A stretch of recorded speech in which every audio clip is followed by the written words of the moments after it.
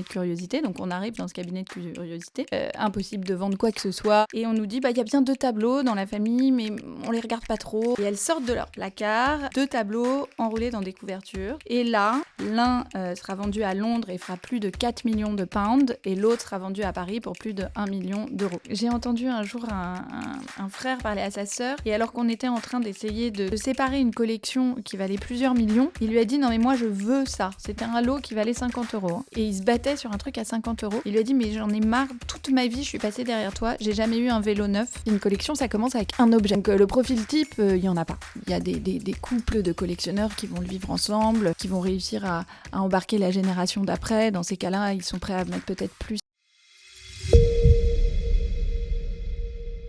Avant de poursuivre cet épisode, je voudrais vous présenter Sapiens, qui est à l'origine du podcast Just Focus. Sapiens, c'est un family office nouvelle génération qui permet à ses investisseurs d'avoir accès à la fois à du conseil patrimonial personnalisé, notamment au travers de la méthode Sapiens, et également d'investir leur argent dans des fonds d'investissement qui sont triés sur le volet. Ces fonds, ils sont ultra exclusifs et pourtant ils sont accessibles dès 100 000 euros.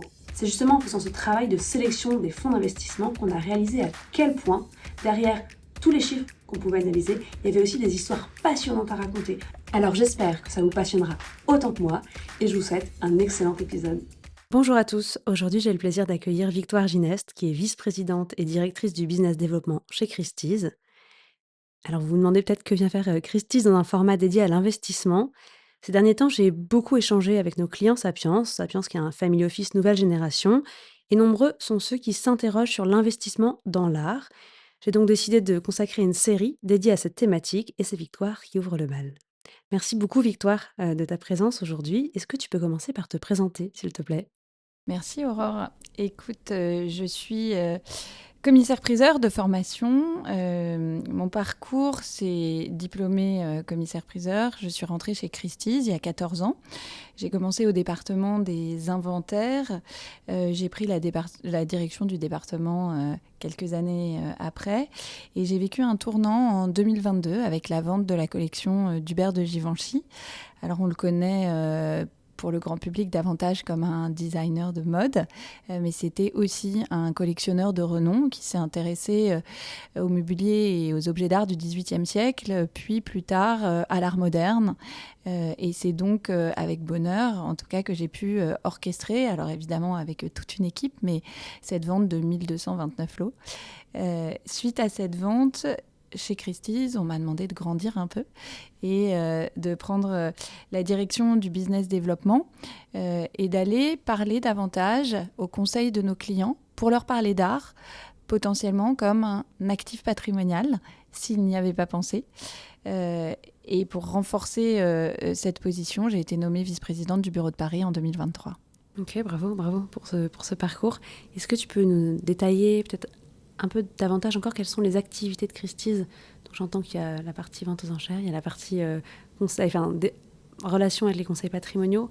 Est-ce que c'est tout ce que vous faites? Est-ce qu'il y a d'autres activités qu'on connaît moins bien peut-être chez Christie's? Alors surtout, je pense que ce qu'on connaît mal, en tout cas quand on est un peu autodidacte des ventes aux enchères, c'est le fait qu'aujourd'hui, une maison de vente comme Christie's, elle orchestre des ventes aux enchères publiques, mais elle orchestre aussi ce qu'on appelle des ventes privées. Aujourd'hui, si on regarde notre chiffre d'affaires en 2024 de 5,7 milliards, là-dessus, il y en a 4,2 qui sont générés par les ventes aux enchères et le complément, donc 1,5 en gros, généré par ce qu'on appelle les ventes privées. Ces ventes privées, ce sont des ventes où on va mettre en lien un acheteur et un vendeur, mais en dehors du système des ventes aux enchères, davantage sur un format galerie, en fonction de ce que va rechercher un collectionneur. Alors, tu es, toi, Aurore, à la recherche d'un Picasso de la période bleue. Toujours. Tu viens me voir et dans les clients collectionneurs que je connais, il y en a plusieurs qui ont des Picasso de cette période-là. Je vais les approcher, je vais leur dire, voilà, j'ai quelqu'un qui en cherche un à tout prix. Au fond, est-ce que vous ne seriez pas vendeur du vôtre? Donc, soit c'est cette démarche proactive, soit toi, de la même manière, tu vas venir me voir, tu vas me dire, moi, je veux m'acheter un Picasso de la période bleue, mais du coup, je vais me séparer d'un Renoir. C'est moins dans le goût de ma collection aujourd'hui. Et on va proposer ces transactions qui sont donc discrètes, hors du calendrier des ventes, qui permettent aux œuvres de ne pas passer sur le marché public, ce qui peut avoir des avantages parfois par rapport, par exemple, à un tableau dont on aurait hérité, et qui va permettre une discrétion par rapport au reste de la famille, si on ne veut pas qu'il y ait trop de publicité autour.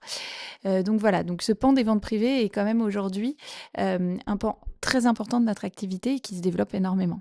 Ok. Et le profil type des personnes avec qui vous traitez en vente privée, c'est principalement des particuliers, c'est des gens qui sont extrêmement riches, pas forcément. Enfin, comment est-ce que tu les décrirais? J'imagine qu'il y a plein de profils différents, hein, mais est-ce que c'est tous des collectionneurs qui ont des centaines d'œuvres, ou est-ce que finalement il y a des gens qui connaissent rien du tout et puis qui s'adressent à vous? Alors, il faut effectivement, je pense, un petit peu distinguer la vente privée de la vente publique.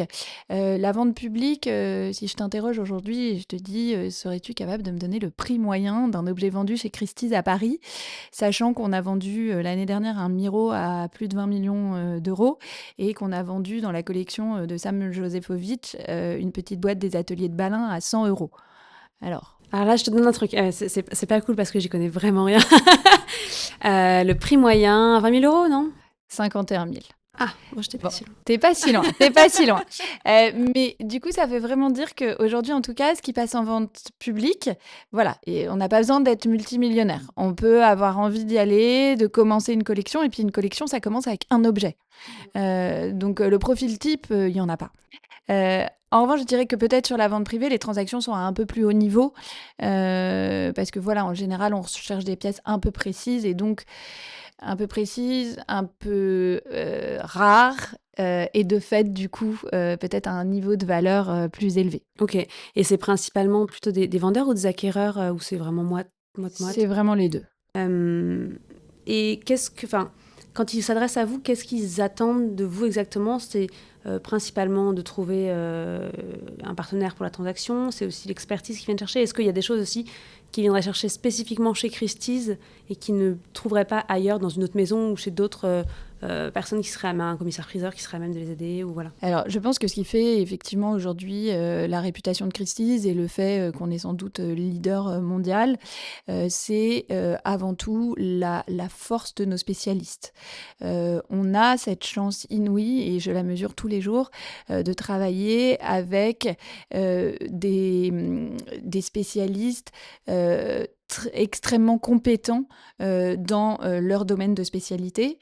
Je dis souvent que je travaille qu'avec des spécialistes des chevaliers de l'an 1000 au lac de Paladru, mais c'est à peu près ça. C'est-à-dire que autant l'expert en tableau ancien, Pierre Etienne, que l'expert en tableau contemporain, Paul Nizam, que l'expert en manuscrits et livres, Adrien Legendre, sont tous des passionnés et des ultra-connaisseurs de leur discipline. Et donc, c'est ça que viennent chercher des collectionneurs, en fait. Ils ont besoin d'avoir en face des experts dans leur domaine, de la même manière qu'on va taper à la porte de Sapiens pour chercher votre expertise dans votre domaine. C'est la même chose. Et donc, chez Christie's, on est sûr de ce qu'on va trouver en termes de qualité d'expertise et de qualité humaine aussi. Et la grande force aussi, je pense, c'est les liens qu'on peut lier avec des collectionneurs. Et je dirais qu'il n'y a pas meilleur prescripteur d'affaires qu'un collectionneur qui a été content d'une transaction chez Christie's et qui va lui-même vous amener ses amis collectionneurs ou ses amis curieux de commencer une collection. Ok, donc super clair. Je vois bien. Est-ce que peut-être tu peux nous raconter l'histoire d'une transaction qui t'aurait particulièrement marqué ces derniers temps? Ça fait presque 15 ans. Alors je pense que là, tu es peut-être un peu plus loin des transactions depuis que tu as ton nouveau poste, ou je me trompe? Mais voilà, tu vois quand même, j'imagine, plein de belles choses passer. Alors, en tout cas, non. Je suis restée très proche des transactions parce que je pense qu'on ne peut pas parler correctement d'art, de collection, de transmission, de l'art comme un actif patrimonial si on ne reste pas au plus près, justement, des familles et des objets. la chance qu'on a aujourd'hui en France, je pense, c'est qu'on fait encore énormément de découvertes. Énormément de découvertes. Moi, quand j'ai commencé dans le métier, on m'a dit ton métier il est bientôt terminé, il y a Internet. 15 ans après, je me dis que j'ai bien fait de persévérer, que je viens de vivre 15 années de bonheur et que ça va continuer. Et que contrairement à l'Angleterre, où je vois mes collègues du département Estate Appraisal and Valuation, qui correspond vraiment à ce qu'on fait là à Paris, dans mon équipe, qui, eux, ont l'habitude de retourner régulièrement dans des maisons, faire des check-up, mais c'est vraiment comme on va chez le médecin tous les 5 ans, vérifier que tout va bien. Les grosses propriétés anglaises, qu'on appelle les treasure houses, là où il y a vraiment toutes les collections d'art, du fait de la transmission particulière à l'Angleterre, on n'a aucun problème à la montrer, à updater sa liste et à faire en sorte que les valeurs soient actualisées. En France, à chaque fois qu'on pousse la porte d'une maison, c'est une découverte. Donc moi, quand j'appelle mes collègues de Londres et que je leur dis cet après-midi, je vais faire une visite à Paris dans le 8e, ils me disent qu'est-ce que tu vas voir? Je leur réponds je ne sais pas, ça va être une découverte.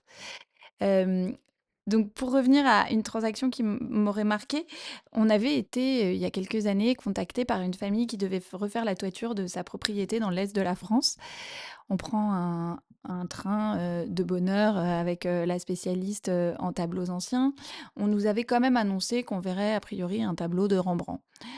On arrive sur place, on a les petits yeux tirés des gens qui se sont levés de bonne heure.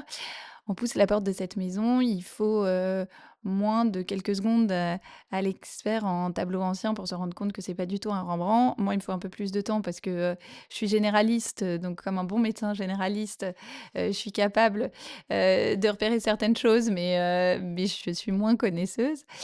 Et on se dit, bon, c'est quand même un peu dommage, il n'est même pas 10 heures du matin, on a fait toute cette route et puis on va laisser une famille quand même un peu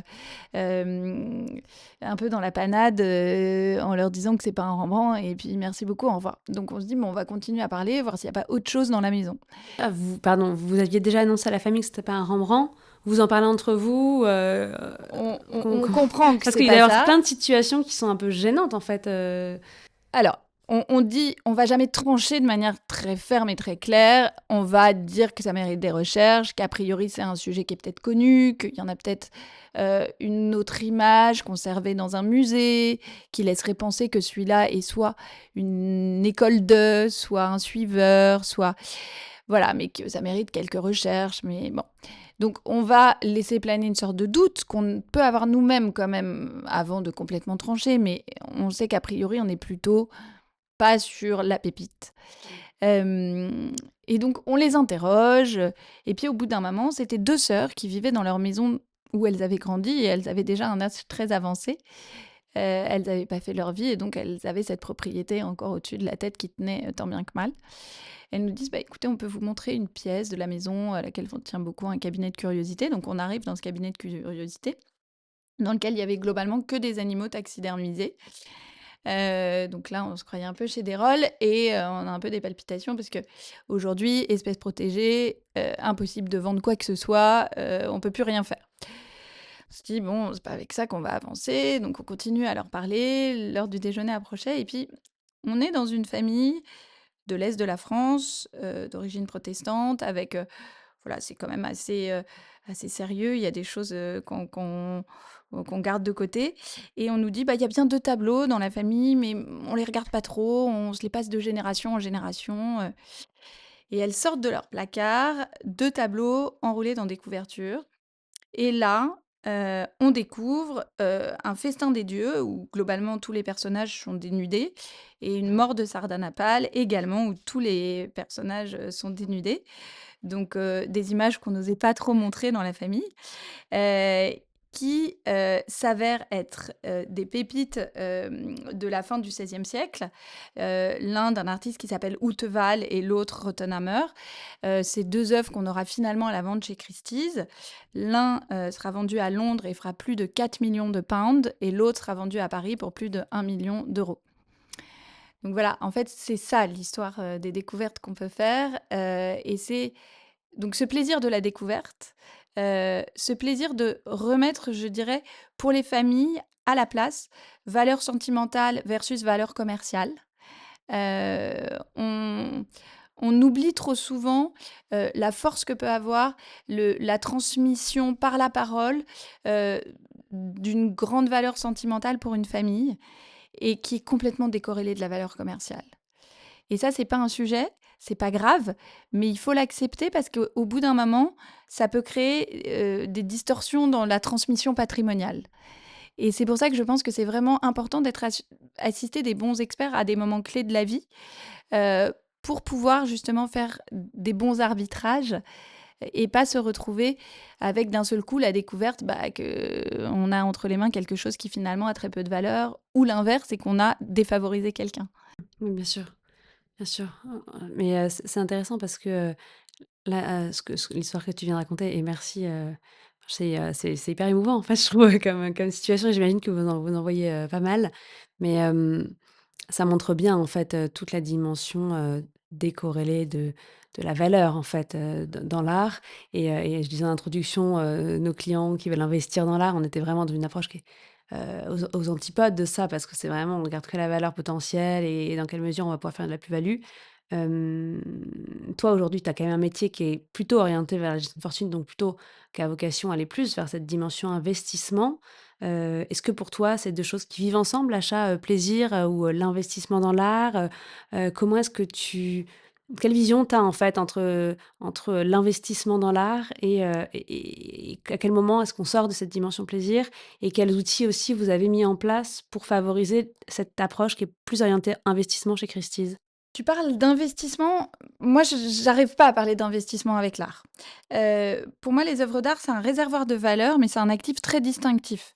C'est un marché qui est volatile, c'est un marché qui est pas régulé. Les œuvres d'art, elles sont sujettes à beaucoup de questions, notamment l'authentification, la contrefaçon. C'est un actif qui va sous-tendre des frais de préservation, d'assurance, mais aussi des frais de stockage, de restauration. Donc ça peut être qu'un actif passion en fait, parce que, c'est quand même un actif un peu particulier. Après, c'est un achat à plaisir et donc, le bonheur qu'on va avoir à le posséder, pour moi, il y a une plus-value qui est déjà énorme. Rien que, le fait de vivre avec de l'art, tout ce que ça peut apporter, même socialement. Aujourd'hui, tu vois, quand on regarde, toutes les analyses qui sont faites sur les groupes de high net worth individuals qui possèdent des collections d'art.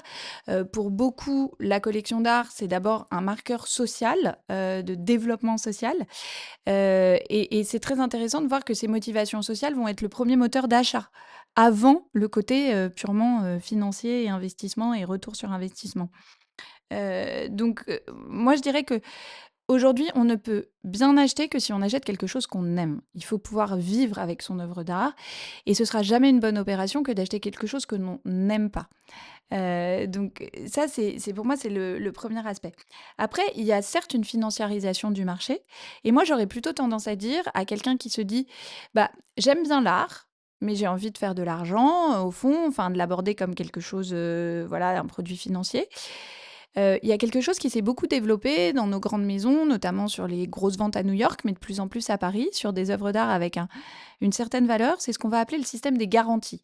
Alors, il faut l'étudier et je serais ravie de répondre plus longuement et plus en détail, mais c'est peut-être pas la tribune là parce que c'est un mécanisme un peu particulier. Mais en gros, l'idée, c'est de se dire qu'un client qui est intéressé par une œuvre, il peut proposer de mettre une garantie avant la vente et que soit, in fine, c'est lui qui deviendra, le propriétaire de cette œuvre, mais il l'aura peut-être du coup acheté à un meilleur prix, que, s'il n'avait pas mis cette garantie en amont des enchères, qui lui donne un droit, de priorité sur l'œuvre.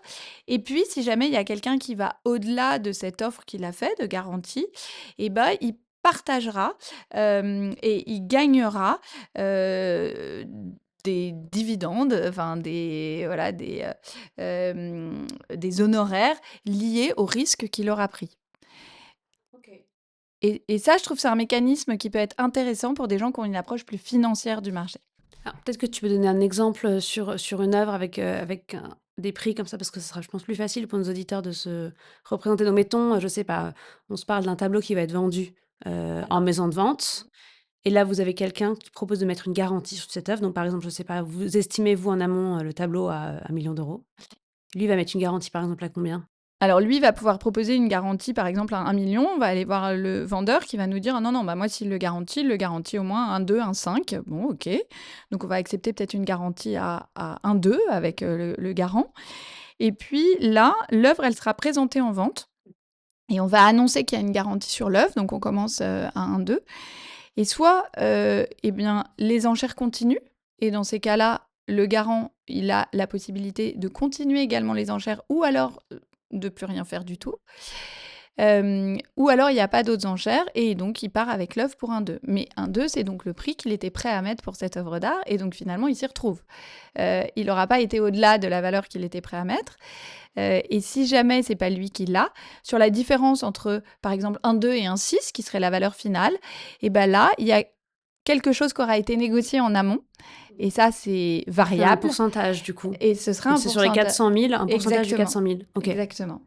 Ok. Et donc ça, il va le toucher directement ou ça va être étalé dans le temps Ça, après, les conditions, elles sont négociées et je dirais que tout ça est vu par, enfin, de manière contractuelle en amont de la vente. Mais ça peut être variable. Voilà. Et donc finalement, c'est le vendeur qui va payer des frais de garantie à ce premier garant.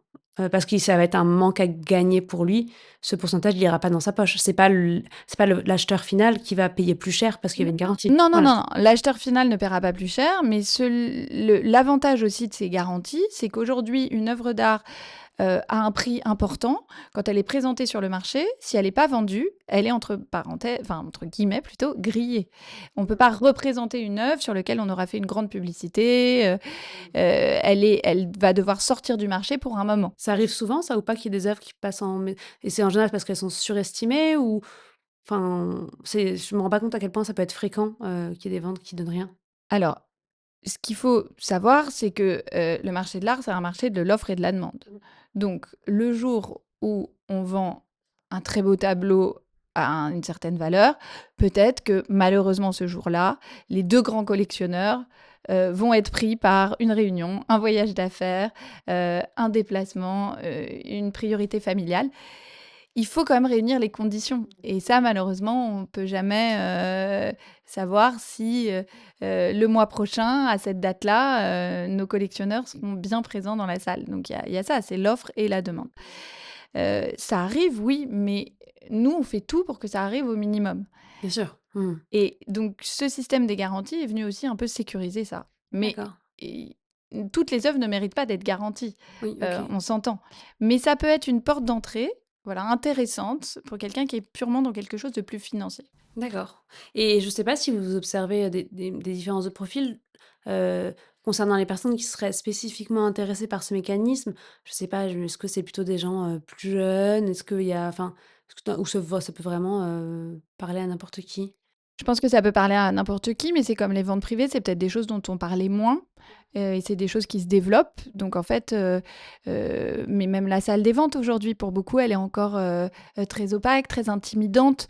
Donc je pense que c'est comme tout, il faut être capable d'en parler, il faut être capable de peut-être plus vulgariser pour attirer. OK, ouais, ouais, oui, bien sûr. Et tu parlais enfin, tu considérais tout à l'heure que, on ne pouvait pas, en fait, acheter d'œuvres d'art, sans avoir au moins le plaisir de la détenir. Heu, Aujourd'hui, il y a quand même pas mal de sociétés qui se développent, qui se disent, voilà, fonds d'investissement, d'œuvres d'art, club deal, dans l'art. Quel regard, toi, tu poses sur, ce type de pratique, par rapport justement à la vision que tu as, qui est peut-être, plus puriste, de ce que doit être, l'art, y compris quand on a une dimension, investissement, dedans? Pour moi, c'est un autre métier. C'est comme les galeries, qui vont, mettre, sur la scène des artistes en premier marché, c'est pas notre métier. En salle des ventes, on n'est pas là pour pousser la carrière d'un jeune artiste et je pense que dans l'écosystème du marché de l'art, il faut des acteurs qui ont des activités différentes. Pourquoi pas? C'est pas mon métier. Mais ça a pas d'impact, alors peut-être que c'est trop petit, mais ça a pas d'impact aujourd'hui sur vos activités? Je sais pas, sur, par exemple, sur les prix, sur, est-ce qu'il y a pas justement ces acteurs qui pourraient, court-circuiter certaines ventes? Enfin, ou ça n'arrive pas du tout, c'est ou insignifiant? C'est des acteurs qui peuvent eux-mêmes venir acheter en salle des ventes. Oui, bien sûr. Donc c'est au fond des acheteurs et des vendeurs potentiels. OK, oui, OK, OK. Aujourd'hui, tu as quoi comme, accueil, qui t'est fait, quand tu dis que tu parles beaucoup à des gestionnaires de fortune. C'est quoi les relations que vous pouvez avoir, heu, ensemble et comment est-ce que du coup tu vas jusqu'à, rencontrer leurs clients? Est-ce que c'est plus, tu restes vraiment en backstage? Ça dépend vraiment. Je pense que c'est comme tout, il faut aussi que le gestionnaire de patrimoine soit, intéressé par l'univers. Autrefois, on disait, on fait des affaires, en faisant un parcours de golf. Je pense qu'on peut pas parler de quelque chose si on partage pas le sujet et la passion. Donc, un gestionnaire de patrimoine qui me dit: «C'est super l'art», mais qui en fait ne s'intéresse, qu'aux voitures et aux Rolex, bah, c'est très bien, mais je vais le mettre en lien avec, mon pool luxury, qui fait des voitures et je l'annonce, nous ferons la première vente aux enchères de rétromobile pour la première fois parce que nous avons racheté Gooding, en fin janvier 2026. Donc ça y est, nous avons enfin les voitures anciennes chez Christie's, et les Rolex. Je vais pas l'amener vers les tableaux anciens, en fait. Je sais que si il y est pas sensible, il arrivera pas à en parler à ses clients. Et il faut pas mettre les gens en difficulté, en fait. Donc, il faut accompagner, bien sûr. Moi, je suis toujours là pour accompagner. Mes spécialistes sont là aussi, pour, venir, pour parler, pour prendre par la main, pour aider, pour initier. Mais il faut avant tout que le gestionnaire de patrimoine y soit sensible, se sente lui-même, suffisamment sachant pour en parler à minima. Et je dirais presque que je les éduque d'abord, et si ça fonctionne, derrière, ils pourront venir avec leurs clients. OK et est-ce que, de cette expérience, toi, tu as identifié, je sais pas, je sais que sur certains actifs qu'on dit, alternatifs, on va donner des préconisations de parts, que peuvent représenter ce type cette classe d'actifs, parmi un patrimoine global. Est-ce que toi, tu as des recommandations par rapport à ça? Ou plus même un constat que tu fais? Parce qu'en général, les gens, qui détiennent des œuvres d'art, ça peut être, la moitié de la valeur de leur patrimoine ou est-ce qu'on se dit: «Bah, faut quand même pas que ça dépasse, 5 10 Je pense que c'est là encore une histoire assez personnelle. C'est vraiment, il y a des couples de collectionneurs qui vont le vivre ensemble, qui vont réussir à embarquer la génération d'après. Dans ces cas-là, ils sont prêts à mettre peut-être plus, de leur patrimoine dans cet actif particulier. Ça dépend pour moi, la bonne approche, c'est de se dire, et c'est toujours comme ça que j'essaie de faire réfléchir, qu'est-ce que pense la next gen? Parce que c'est vraiment cette next generation qui doit, aider à driver les priorités, des placements de la génération du dessus. Et en fait, quand il y a pas de sensibilité de la génération d'en dessous, bah, là, la question est de se dire: «OK, est-ce que c'est pas le moment peut-être de disperser de cette collection pour faire quelque chose d'autre avec?» Ou alors si la next gen y est sensible, bah, est-ce qu'il faut pas la consolider, redonner des bonnes lignes, essayer de voir comment cette nouvelle génération veut s'inscrire. Alors parfois, les parents ont un côté plus classique, la nouvelle génération a un côté plus contemporain. Et comment introduire du contemporain dans une collection classique? Est-ce qu'il n'y a pas des arbitrages à faire? Enfin voilà, c'est redessiner en fonction aussi de ce qui va suivre, mais toujours être dans une vision de, au moment où il faudra transmettre, euh, comment ça va se passer. Parce que nous, on travaille beaucoup avec ce qu'on appelle la théorie des 4D. Décès, dette, divorce, déménagement, qui sont quand même pas les moments généralement les plus Que joyeux des de la vie. réjouissances, c'est Voilà. clair, j'allais te dire: «Waouh!» Mais c'est une réalité. Et 90% du temps, c'est quand même les décès malheureusement et les successions. Et aujourd'hui, en France, on a 6 mois pour déposer sa déclaration de succession. Donc en fait, on a vraiment l'épée de Damoclès au-dessus de la tête. On est à un moment très chamboulé sentimentalement. Et prendre une décision comme ça, de manière un peu pressée, je trouve que c'est agréable pour personne. C'est pas non plus agréable pour le commissaire-priseur qui arrive, qui doit dresser la liste des biens, donner des valeurs, donner des bonnes et des mauvaises nouvelles. Combien de fois aussi on a vu des gens qui héritaient et qui se retrouvaient avec un tableau, ils pensaient que c'était un authentique et en fait c'était une copie de Trubetskoy. Trubetskoy, c'est un des meilleurs copistes français. Ou alors la bague en émeraude de la grand-mère qui soi-disant était une émeraude extraordinaire de 9 carats. Et puis en fait, bah non, c'était une pierre synthétique et ça faisait bien longtemps qu'elle s'était séparée de la pierre d'origine. Bon, il y a aussi toutes ces nouvelles à apporter, donc ça peut être très compliqué. Euh, et du coup, si on a fait ce travail de planification patrimoniale, et moi c'est ça aussi que je viens de dire aux gestionnaires de patrimoine, travaillons ensemble en amont, pour que toutes ces transmissions se passent le mieux possible. Les successions, ça fait ressortir toutes les histoires depuis l'enfance. J'ai entendu un jour un frère parler à sa sœur, et alors qu'on était en train d'essayer de séparer une collection qui valait plusieurs millions, il lui a dit: «Non mais moi je veux ça». C'était un lot qui valait 50 euros, hein, et il se battait sur un truc à 50 euros. Il lui a dit: «Mais j'en ai marre, toute ma vie je suis passée derrière toi, j'ai jamais eu un vélo neuf, j'avais toujours tes vieilles affaires». Et je pense qu'il y a toujours ça qui ressort, et donc c'est pour ça que c'est important, d'avoir travaillé sur la transmission en amont. Oui, carrément. Ah, c'est clair. Hem, quel, conseil tu donnerais, toi, à quelqu'un qui, s'intéresse, dans l'art, plutôt avec cette approche, d'investissement?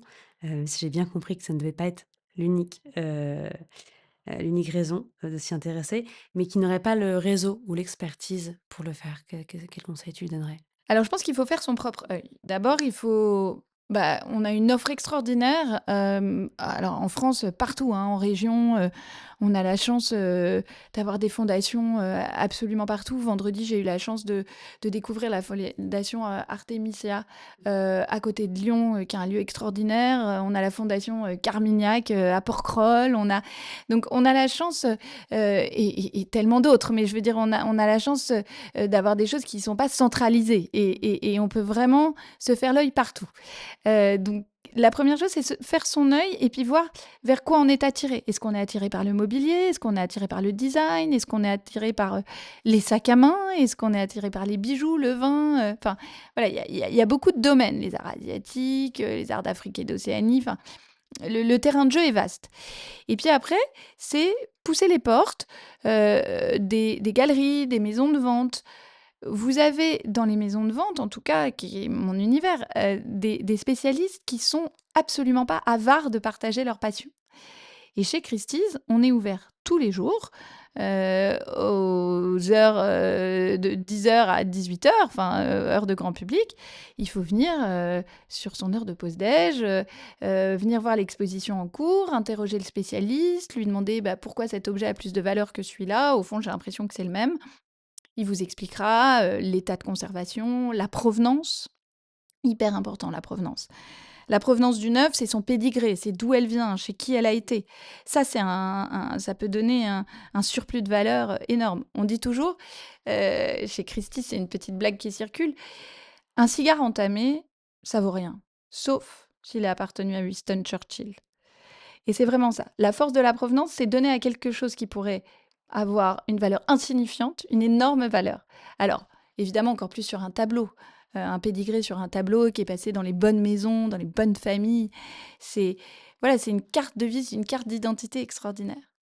Donc, il y a ça. Et je vous assure, les étudiants en art, ils s'y trompent pas. Nous, à l'heure du déjeuner, on a un défilé de l'école du Louvre et des étudiants en histoire de l'art de la Sorbonne. Mais c'est sympa, en fait. C'est ça. Je veux dire, c'est pour tous. Et c'est ça qu'il faut faire. Il faut pas avoir peur de pas savoir. Moi, je suis la première à pas savoir. Je suis, je vous le disais, un médecin généraliste des objets. Je passe mon temps à aller voir les spécialistes et à leur dire je connais pas cet artiste, qu'est-ce qu'il vaut, pourquoi, quelle est son histoire.